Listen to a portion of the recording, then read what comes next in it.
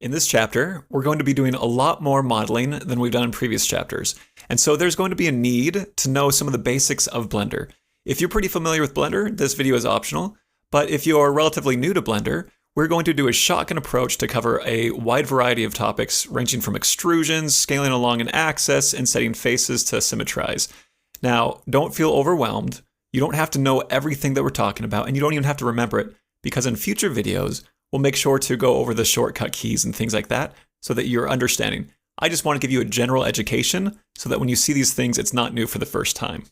Here we are inside of Blender, and I have Suzanne at a really strange angle. If I want to see her front on, I type in 1 to go to front view, 3 to be side view, 7 to go top view. Again, that's 1 front view, 3 side view, 7 top view. Let's say I have two meshes like this, and I want them to be one model.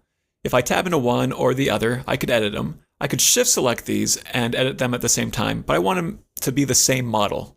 So how I do that is I just simply shift select and do Control J. That joins them together, and now they're still separate from one another, but they work together as one single model. So if I move the model outside of edit mode, it moves both of them together like this. Here I have a cube. If I go to front view and select this vertex and start to move it, you can see that it doesn't move that back one. So let's go back to front view. If I want to select both, I go to X-ray or Alt-Z and then C for circle select and select both of those, and then you can move them together. Here I have a new cube, and let's say I want to move this edge this direction and this edge this direction. How I can do this is Alt-Z to do X-ray mode, select all those, hit Alt-Z again to undo that, and then hit S to scale. Let's go ahead and go to top view and hit S to scale.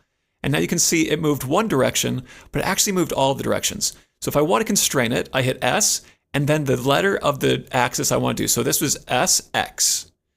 Now if I wanted to scale it the other way, I'd go SZ. Go ahead and select a face, and then hit E, and it will extrude that face. So again, E to extrude, E to extrude, E to extrude, and you can get geometry very quickly this way. If you hit I, you'll be able to inset a face, and then you can move that with the mouse to make it bigger or smaller. But basically, it's trying to do an even cut. If you mix this with E, you can start to get some really cool effects of going in or out like that. If you select multiple faces and hit I, you can see it tries its best, but sometimes the angle might mess it up just a little bit. So if you have a flush face with multiple faces, such as this, and hit I, you can inset that, and it tries to keep the perimeter as evenly as it can. Now if I hit E, I can move that in, and we can see that looks pretty good. Here I have another cube, go to Edge Select, and if I hit Control B, it will bevel or chamfer that edge. Scroll with the mouse wheel to get more geometry, and then move up and down with the mouse to make it sharp or more broad. Here I'm in edit mode of a cylinder. Now if you click Control R, you'll add an edge loop. If you scroll up and down with the mouse wheel, you can add more of these. And once you get the number you want, click, and then you can scroll up and down again to move them where you want. This adds geometry that you can then edit and affect. Here I have another cylinder, and let's say I want to select this loop going all the way around to edit. Well, I could select like that, or you can do Alt-click, and it does a loop select. So again, that's Alt-click, and that just selects everything. Now I can edit this any way I like, and it's very useful. Let's say I want this image, I want it to mirror onto this other side. So tab into edit mode, select everything, go to the search and type in symmetrize. Now if I click this, you can see it doesn't do anything because it's going from -X to X.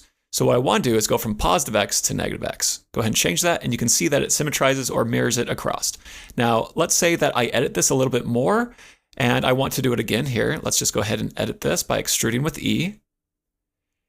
I could then again select everything in edit mode and then go to symmetrize, and you'll see that it mirrors it. And with that, we've concluded this video. Now, don't feel intimidated by how much information we've covered. In the future videos, I'll make sure to try my best to talk about the shortcut keys as we use them, but it is laying the foundation for you so that you kind of know what we're doing. In the next video, it's going to be very useful to watch because we're going to practice using a lot of these skills. Also, if you ever want to learn a lot more about Blender, there's a new course called Core Fundamentals on CG Cookie, and I highly recommend it. It is amazing.